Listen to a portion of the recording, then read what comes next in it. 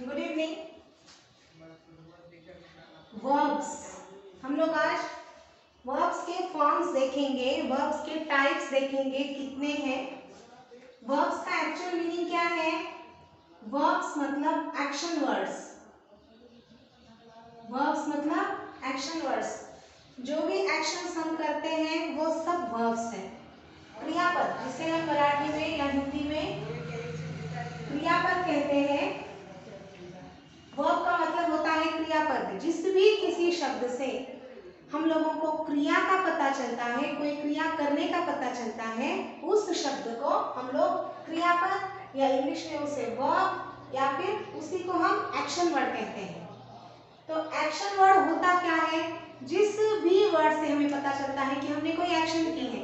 जैसे कि मान लीजिए मॉर्निंग में हम जब उठते हैं, उठने से लेकर नाइट में हम जब सोने जाते हैं तब तक, और सोने के बाद नींद में भी हम कुछ चीजें करते हैं। जैसे कि हम लोग नींद में हम ब्रीदिंग करते हैं, रेस्पिरेशन हमारा शुरू होता है नींद में, या फिर कभी कभी हम ड्रीम देखते हैं, ड्रीम में हम चिल्लाते हैं। और सवेरे उठने से लेकर शाम को सोने तक भी हम बहुत सी चीजें करते हैं। जैसे कि हम ईटिंग करते हैं, खाते हैं। ईट मतलब खाना, ड्रिंक पीना, गो जाना, कम आना, सीट बैठना,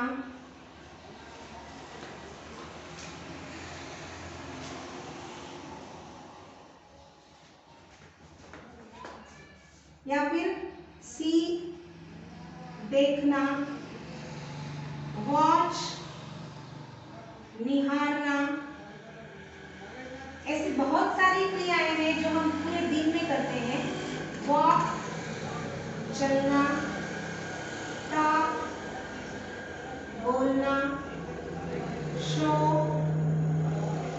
दिखाना, या फिर क्राई रोना, स्माइल हंसना, लेकिन LAUGH लाफ मतलब भी हंसना और स्माइल मतलब भी हंसना। लेकिन दोनों में बेसिक डिफरेंस ये है कि जब हम स्माइल करते हैं तो हम आराम से हंसते हैं, सिर्फ हमारे लिप्स का जो शेप है वो थोड़ा सा चेंज होता है, सीधे थोड़ा सा ऐसा होता है उसे स्माइल। और लाफ का मीनिंग होता है हम जोर जोर से हंसते हैं, दांत दिखा के जो हम हंसते हैं उसे that is laughing. And just we are doing like this, that is called as smile. तो हम स्माइल करते हैं, हम लाफ करते हैं, हम क्राई करते हैं, हम शो करते हैं, टॉक करते हैं, वॉक करते हैं, हम स्टॉप करते हैं, गो कम सीट सी वॉच स्टैंड स्वीप। ये हर एक चीज, ये हर एक वर्ड किसमें आता है? एक्शन वर्ड में आता है, हर एक वर्ड। अभी हम जब ये वर्ब्स की पढ़ाई करते हैं इंग्लिश में, तो उसमें हम लोगों को दो टाइप के वर्ब्स होते हैं। दो टाइप्स के वर्ब्स का हम यहाँ पे विश्लेषण करेंगे, हम यहाँ पे पढ़ाई करेंगे। जैसे कि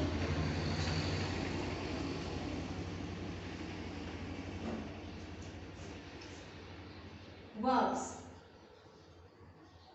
ये फर्स्ट टाइप जो होता है ये हेल्पिंग वर्ब, हेल्पिंग वर्ब्स। और सेकेंड टाइप जो है वो है मेन वर्ब्स। एक होता है हेल्पिंग वर्ब्स, इसका मतलब है सहायक क्रियापद। जो वर्ब्स, ऐसे वर्ब्स जो हमें हेल्प करते हैं, जो मेन वर्ब को भी बहुत बार हेल्प करते हैं, मेन वर्ब को हेल्प करते ही हैं, ऐसे वर्ब होते हैं helping verbs.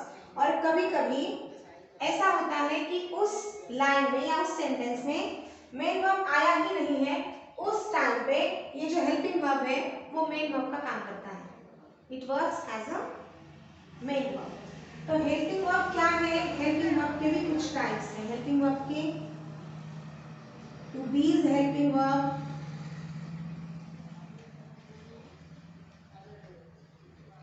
To do is helping verb, helping verbs, to have helping verbs। इसमें मॉडल्स भी आते हैं, मॉडल्स या फिर मॉडल ऑक्सिलरीज बोलते हैं इसे। तो हम एक एक से देखेंगे। To be is helping verb क्या होता है? To be is helping verb मतलब देखिए टू बीज हेल्पिंग, हम पहले टू बीज हेल्पिंग वर्ब देखेंगे। प्रेजेंट में, पास्ट में कौन कौन सी यूज करते हैं?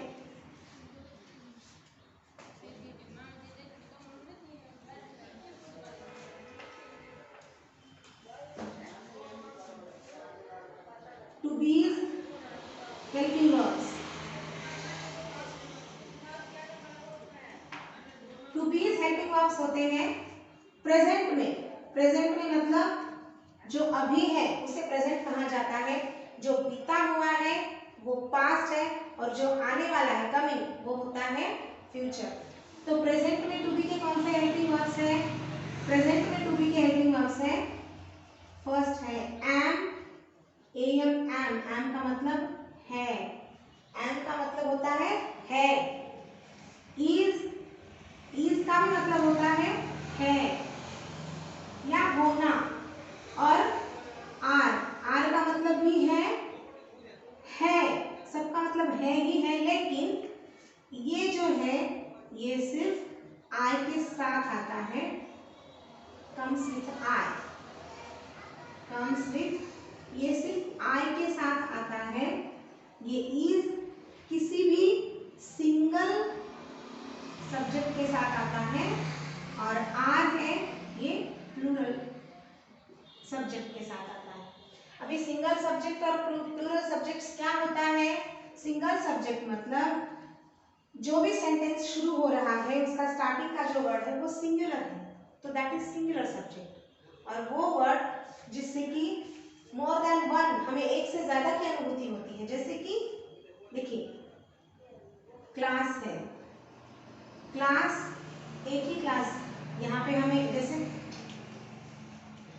ये एक क्लास हो गया, लेकिन अगर मोर देन वन क्लास है तो क्लासेस, तो क्लास के आगे आएगा इज, क्लासेस के आगे आएगा आर। क्लास है, क्लासेस भी है, लेकिन उसके साथ आर आएगा, या फिर आई है, आई के साथ में एम आएगा। अगर ही शी इट है, ही शी इट ये सब सिंगल है, तो इनके साथ में हमेशा इज आता है, he is, she is, it is, I am. और प्लूरल कौन से हैं? यू का मतलब तू भी होता है और तुम भी होता है, लेकिन हमेशा इंग्लिश में जब भी यू को एज अ, जैसे टू बी का कौन सा फॉर्म लेना है उस हिसाब से अगर हमें देखना है तो यू को हमेशा एज अ प्लूरल सब्जेक्ट ही लिया जाता है। यू के सामने हमेशा आर ही होता है। अगर मुझे, मेरे फ्रंट में कोई है, in front of me someone is there, अगर मुझे उसे बोलना है कि यू, तो मैं यू इज नहीं बोलूंगी, क्योंकि वो सिंगल है, फिर भी मैं उसे यू आर ही बोलूंगी। ऐसा रूल ही है कि यू को हमेशा एज अ प्लूरल सब्जेक्ट लिया गया है। ये एक प्रोनाउन है, इसे हमेशा एज अ प्लूरल लिया गया है, लेकिन जबकि इसमें दो मीनिंग होते हैं, there are two meanings, it is used as you for single also and you for plural also, लेकिन जब भी इसे यूज किया जाता है उसके सामने हमेशा टू बी का हेल्पिंग वर्ब आर ही आता है। यू के सामने आर आएगा, वी के सामने भी आर आएगा, हम, और दे के सामने भी आर ही आएगा। तो प्रेजेंट में एम, इज, आर, ये जो सिंगुलर सब्जेक्ट्स हैं, प्रोनाउंस है, ये सिंगुलर के सामने सिर्फ आई के सामने एम आएगा, ही शी इट रहेगा तो उसके सामने इज आएगा, और यू वी आर ये प्लूरल सब्जेक्ट्स हैं, इसलिए इनके सामने हमेशा आर आएगा। इधर अब जब सिंगुलर सब्जेक्ट्स की बात होती है तो ऐसा नहीं है कि सिर्फ सिंगुलर प्रोनाउन, जैसे जब भी singular pronouns as a subject आते हैं तो उसके सामने इज आएगा नहीं, नाउन भी आ सकता है, कोई चीज आ सकती है, जैसे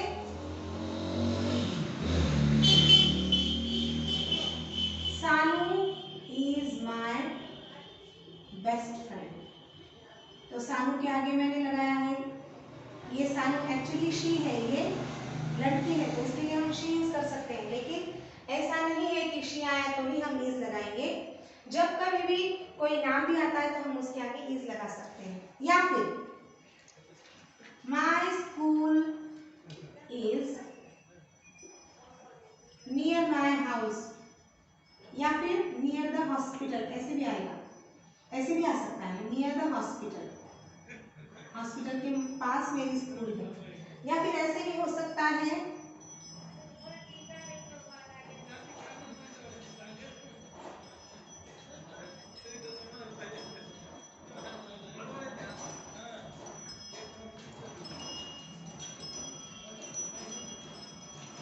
The watch is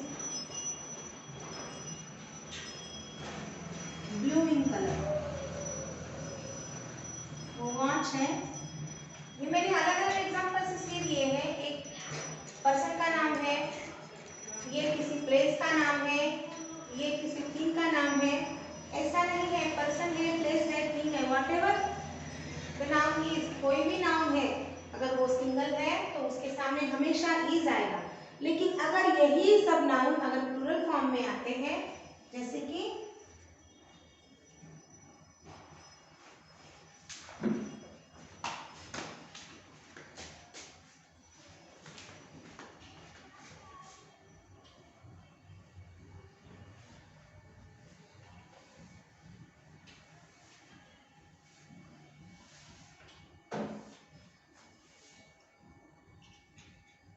these bags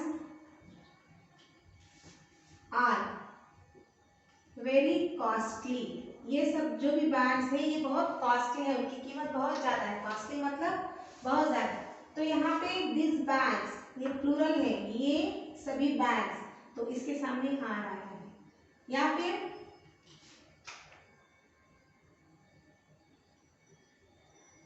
the children are very naughty. ऐसा जरूरी नहीं है कि हर सेंटेंस में वेरी आएगा ही। ये अब आप ले लिए मैंने वैसे एग्जांपल्स। चिल्ड्रेन मतलब मोर देन वन चाइल्ड, अगर मोर देन वन चाइल्ड है, एक से ज्यादा बच्चे हैं तो हम उन्हें चिल्ड्रेन बुलाते हैं। The children are very naughty, ये बच्चे बहुत शैतान हैं। तो यहाँ पे भी आर का मतलब है, यहाँ पे भी आर का मतलब है। हर जगह पे है ही है, लेकिन यहाँ पे प्लूरल है इसीलिए हमने आर लिया है। यहाँ पे भी प्लूरल सब्जेक्ट है इसलिए हमने आर लिया है। अगर सिंगुलर सब्जेक्ट है तो हम इज लेते हैं। लेकिन इसके एक दो एग्जांपल्स देखते हैं हम लोग।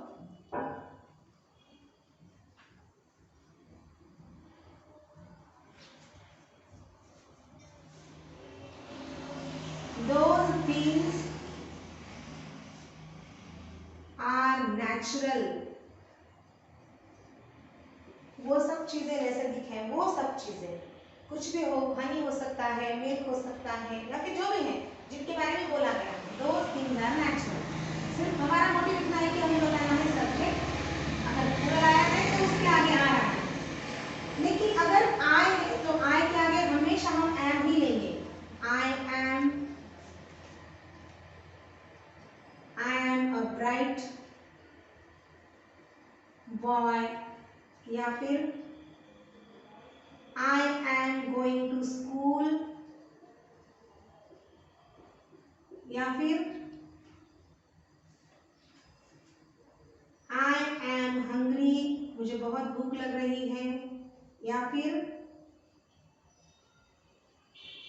I am clever, मैं बहुत होशियार हूँ, जो भी है। I am